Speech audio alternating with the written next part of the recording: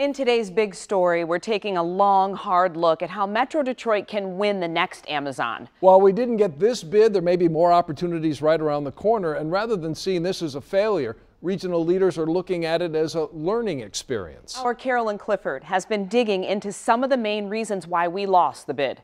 Glenda and Dave, that is certainly right. And today we are looking at the top three: the lack of skilled workers, an inadequate transit system, and the need to act as a whole Detroit. Certainly what a letdown when the Motor City lost out on that bid and the 50,000 jobs it could have delivered to the city. But there's a positive side to this story. The teamwork it took to put that massive Amazon presentation together is now holding strong, and even the naysayers may have to change their tunes. Take a look. You've likely seen the phrase on t-shirts, Detroit versus everybody. Well, now there's a new mindset. We all know 8 Mile is the divider line between Detroit and the suburbs.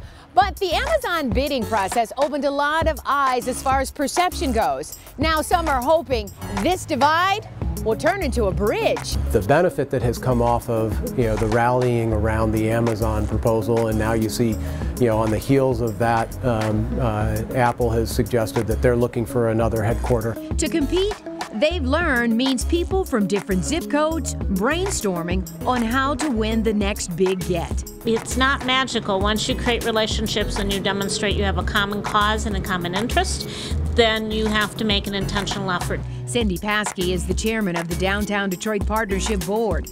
She's been a part of Detroit's comeback, but realizes the key to attracting companies like Amazon and Apple is simple. Leadership. Period. She's talking about Mayor Mike Duggan, a Democrat, working with the Republican governor, and Duggan tapping billionaire Dan Gilbert to lead the Amazon bid and reaching across the border to Windsor. If you look at history, we've been seeing the region recognize the need to operate and coordinate and act as a region. Amazon named a lack of mass transportation and our talent pool as 2 reasons Detroit did not make the cut. Megan Owens is the executive director of the nonprofit Transportation Riders United. Novi is not competing against Detroit. Troy is not competing against Ann Arbor. We as Southeast Michigan are competing against Cleveland and Atlanta and New York. Macomb County Executive Mark Hackle was asked for input. He disagrees that a lack of transit derailed Detroit's bid.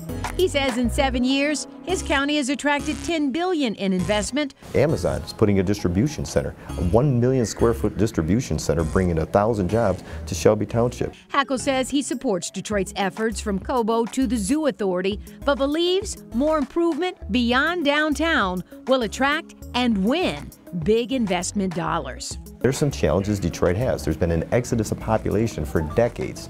Those close to the process say it takes time to grow, rebuild, and attract what's been lost.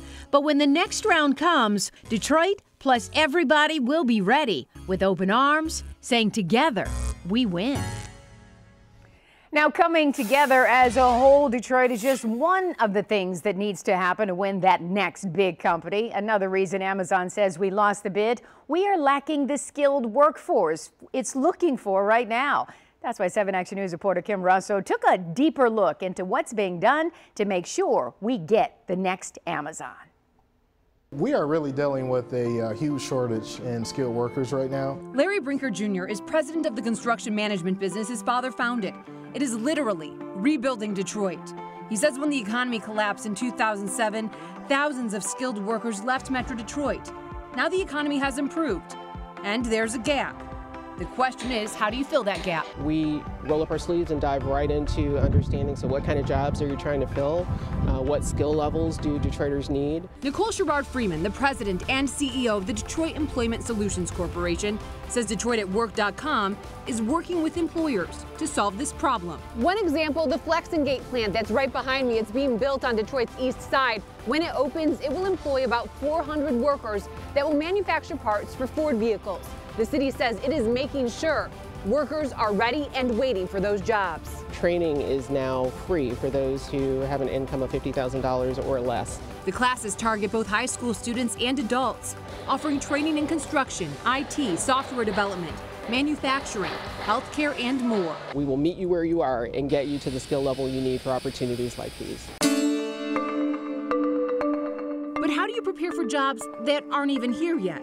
State officials say work being done at Washtenaw Community College is a prime example. Our community college did what it's supposed to do. Brandon Tucker, a dean at Washtenaw Community College, says the college partnered with industry leaders to learn about jobs that would be coming.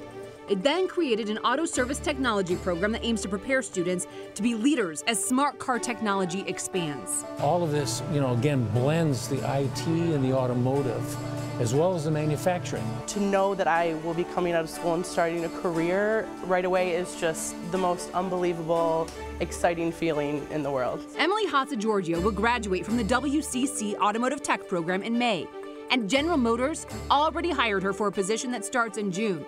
She'll be setting up crash simulations. A wonderful experience to be involved with that, because at the end of the day, we are saving people's lives. The capabilities, they're there. They just need to have access to the proper training, the proper resources. Larry Brinker says he found it rewarding to set up a program called 3D with the help of the Construction Association of Michigan. He says he believes the skill gap is temporary, and being a part of the solution will have amazing payoffs. Amazon was 100% wrong.